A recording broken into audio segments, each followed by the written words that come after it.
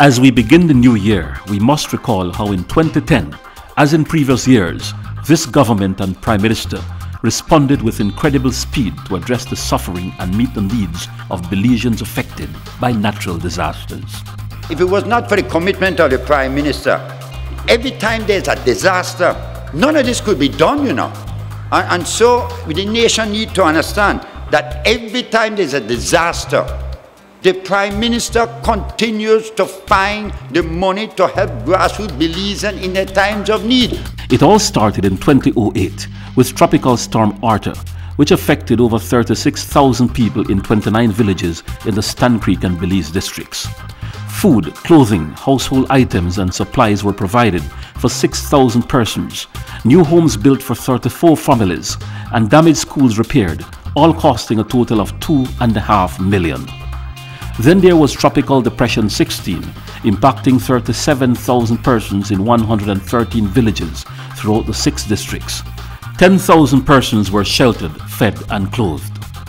290 homes repaired and 15 new ones built. Household items provided for 500 families, and all vulnerable homes along the Mopan, Makal and Belize rivers lifted and placed on 8-foot columns, all costing the government a total of $6.5 million. In 2009, the country received its most destructive earthquake in recorded history, affecting 5,000 persons in 10 villages in Stan Creek and Toledo, and damaging essential public infrastructure. Water systems were repaired and reconstructed in Sarawee, Hopkins, City River, St. Bite, Placencia, Independence, Bella Vista and Monkey River, and 34 new homes were built, all costing the government a total of $1.5 million.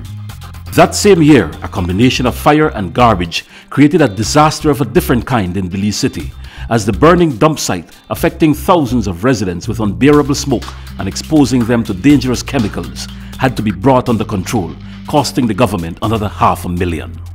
In July of that year, severe flooding affected 100 persons in 4 villages in Toledo district, and in September, 60 persons in Las Flores, Belmopan, all of them provided with food, clothing and other relief supplies, costing the government an additional $40,000.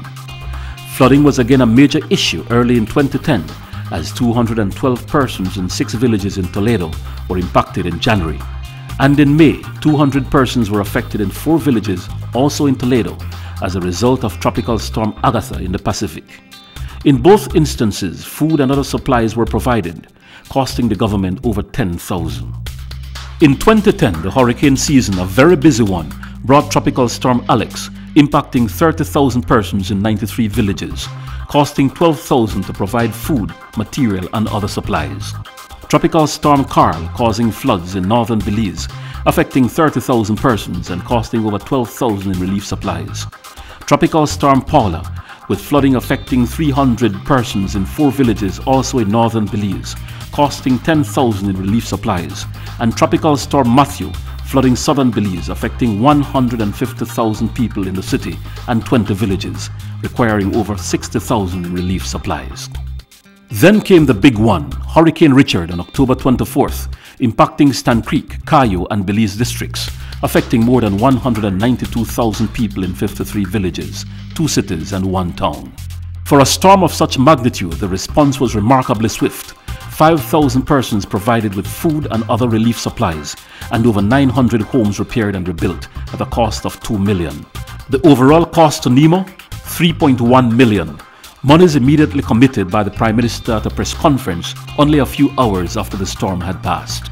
I make a solemn commitment that, in fact, from the various sources that we have already looked at, we are going to find the money.